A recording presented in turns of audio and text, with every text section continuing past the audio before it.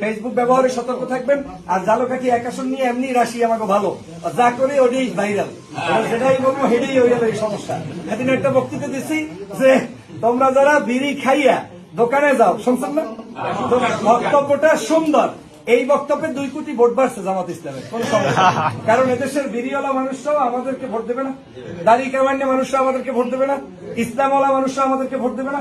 বক্তব্যটাকে mislead করে কিভাবে উপস্থাপন করেছে। আমি বলেছি চায়ের দোকানে গেলে আমার কর্মীরা চা খাওয়া অবস্থায় দাঁড়িপাল্লার দাওয়াত দেবে, আর আমার কর্মী যদি কেউ বিড়ি খেয়েও খায় হেও বিড়ি খাওয়া অবস্থায় দাওয়াত দেবে। কি হতে দেবে না? দিলে কি হবে?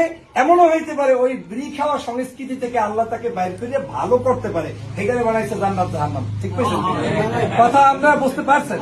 আমি কোন জায়গায় জান্নাত জাহান্নাম বলছি?